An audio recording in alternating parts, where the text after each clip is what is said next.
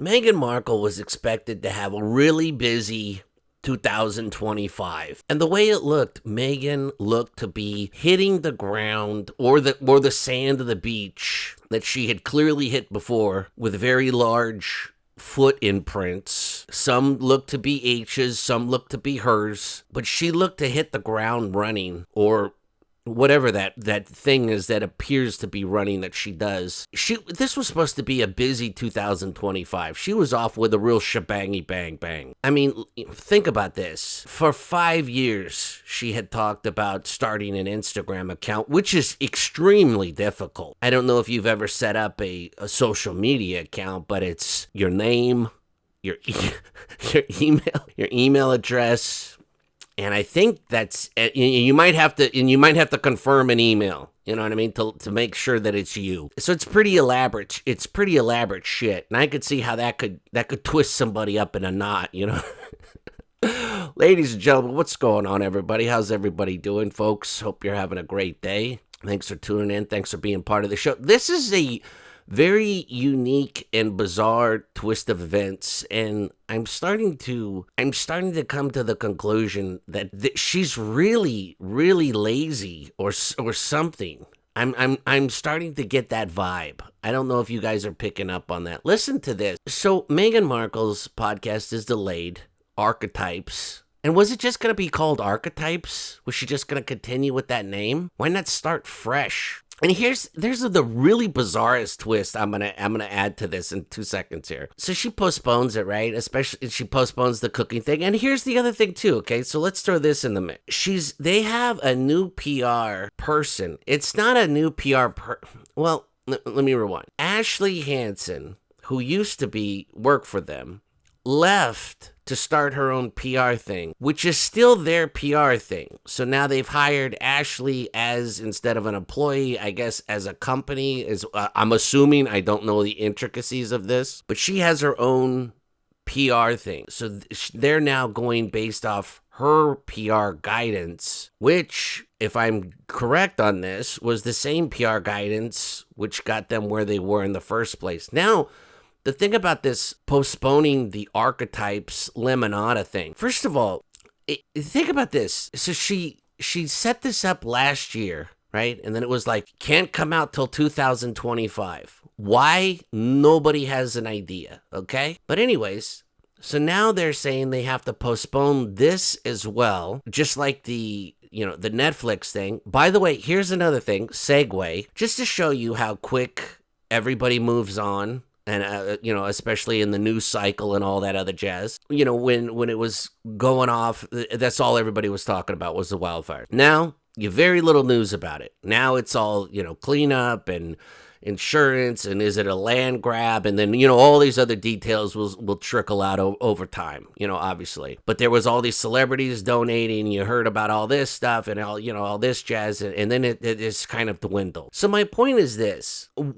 And you would think that they would know this, or somebody around them would know this, how quick the news cycle moves. So the fact that they, and here's the other thing too, like maybe they just saw it because it was local and close, and they were just like, hey, we can go get our dumb beaks, we can go look like, do-gooders. Meanwhile, they pass by a guy and, a guy that looks like a vet in a wheelchair, and they don't even say hello. You know what I mean? Like, you could tell, like real helpful people. Anyways, but it's like, so they could go get their mug on that, and that whole thing, is the whole reason. And then they're saying that they want to help out with the wildfire. So it's like, what are you possibly going to do now? Do you know what I mean? Or what have you done? They showed up. He went to go meet some fire guys with some dogs. By the way, segue on this. Luckily, they were cadaver dogs and not the dogs that sniff for substances. You know what I mean? Because they would have been all over him, allegedly. You know what I'm saying? Those dogs wanted nothing to do with him. By the way, I have never seen two people repel dogs the way that these two do. Something is up.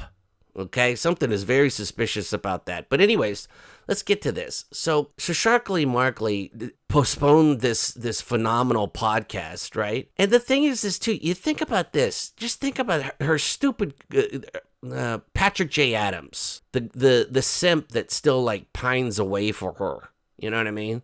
Every time he talks about her, he's like, oh, she's the best thing in the world. Even in front of his wife, he sits and fawns over, scheist mice.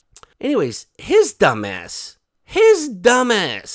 okay? And I just saw this. This is how I know this, because I had to look up, I couldn't remember the stupid name of their podcast. It's called Sidebar, with him and the Rafferty girl, the redhead. I think her name's Sarah. Anyways, that dumbass is doing a podcast where him and her sit and watch.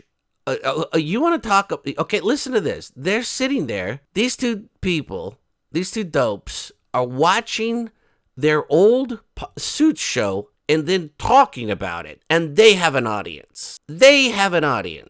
Anyways, my point is, they have an audience. Two dopes that used to be on a show have sat down and are now a 7-year-old show, sit down and talk about a show that they're watching for the first time together. They have an audience. Then, so switch back to Scheissmeist here. She is, every single time she's in front of somebody or with a microphone or on an interview or whatever, what does she say constantly?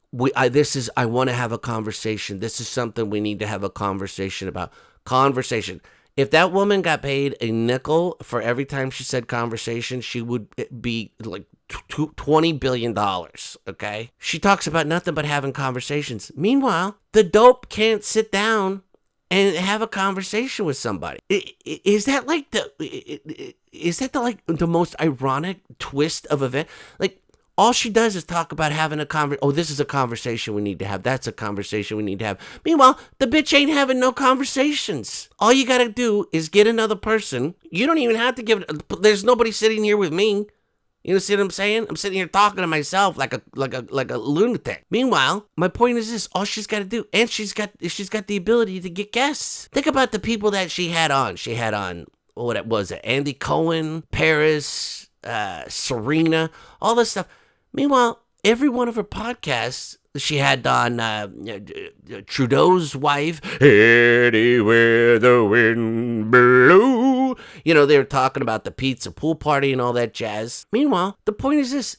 She overproduced all of them, right? And she's sitting there narrating them. Like, who in the hell narrates a podcast? Nobody in the history of ever has ever done that, right? So my point is this. She can get guests. All you got to do is sit down and talk about what, you know what I mean? It's the simplest shit in the world. Like, I can't get what is the holdup.